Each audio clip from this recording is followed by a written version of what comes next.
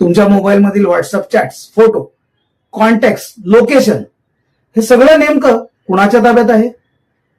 तुमच्या की एखाद्या कंपनीच्या?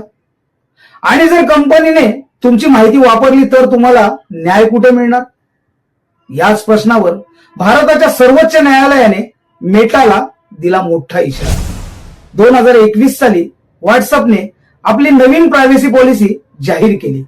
या पॉलिसीनुसार व्हॉट्सअप वापरकर्त्यांचा डेटा फेसबुक, मेटा सोबत शेअर होऊ शकतो. बिझनेस चॅट्स, व्यवहार माहिती, डिव्हाइस माहिती गोळा केली जाईल. ऍक्सेप्ट न केल्यास अकाउंट वापरावर मर्यादा येण्याची भीती. देशभरातून प्रश्न उठले. ही सक्ती आहे का? आपल्या माहितीवर आपलाच हक्क नाही का? याच विरोधात अनेक याचिका सुप्रीम कोर्टात दाखल झाल्या. सुनावणी दरम्यान सर्वोच्च न्यायालयाने अत्यंत स्पष्ट शब्दात म्हटलं, लोकांच्या गोपनीयतेशी कोणतीही तडजोड सहन केली जाणार नाही.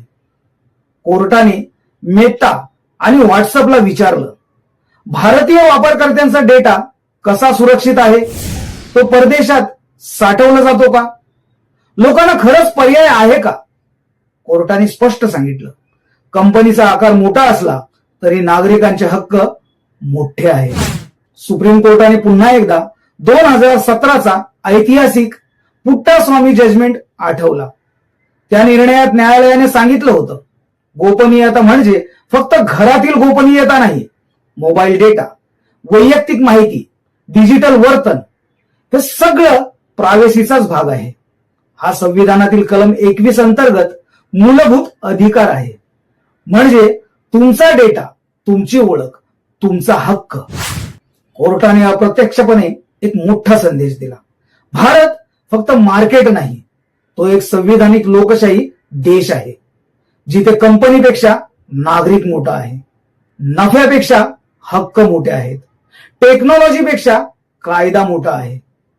या सुनावणीमुळे कंपन्यांना स्पष्ट सूचना, डेटा वापरात पारदर्शकता ठेवा, सरकारवर दबाव, डेटा प्रोटेक्शन कायदा मजबूत करा, लोकांमध्ये जागरूकता, ऍक्सेप्ट करण्याआधी वाचा. आजची लढाई फक्त व्हॉट्सअप विरुद्ध नाही, ती आहे नागरिक वर्सेस कॉर्पोरेट नियंत्रण, डेटा वर्सेस अधिकार, सोय वर्सेस स्वातंत्र्य.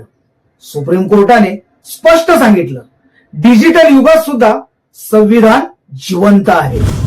तुमचा मोबाईल फक्त एक डिव्हाइस नाही, ते तुमचं डिजिटल आयुष्य आहे. आणि त्या आयुष्याचं रक्षण करणं ही न्याय व्यवस्थेची जबाबदारी आहे.